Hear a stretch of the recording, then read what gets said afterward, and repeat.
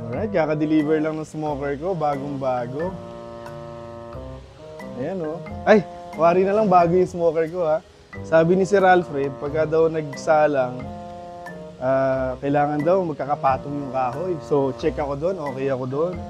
Yan, magkakapatong para daw may hangin yung ano. Yan. So, hintayin ko na lang siyang makaabot sa temp niya. Sasalangan ko na ng karne. Yun, nailagay ko na yung karne ko. So, yung temperature, kailangan daw nasa smoking range. Babantayan ko lang siya. Okay. Silipin mo. Buksan mo. Yung itsura ng karne, no? No?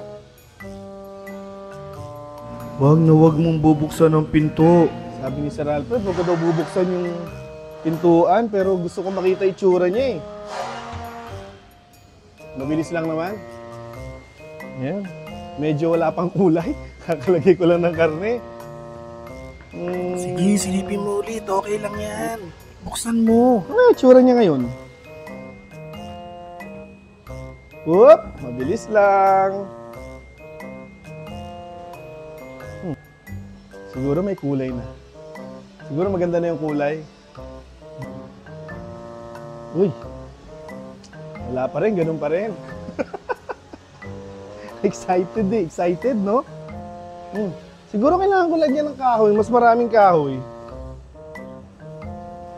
Wag masyadong marami yung kahoy. Pag mas maraming kahoy, mas mabilis maluto, no? Hindi siguro nila naisip yun. Kahoy pa. Ayan. Tapos, ano pa ba sabi? Lagi lang bukas yung smokestack. Lagi daw bukas to.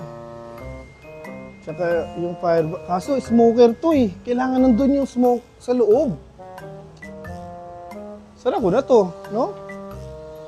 Para i-smoke, nasa loob lang talaga. Sara ko to. Naku po, naloko na. Mas maganda ngayon yung smoke ko niyan.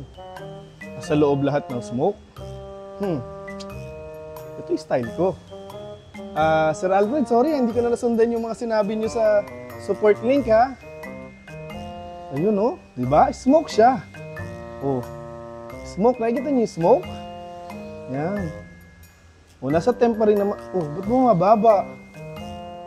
Bakit bumababa? Silipin ko nga.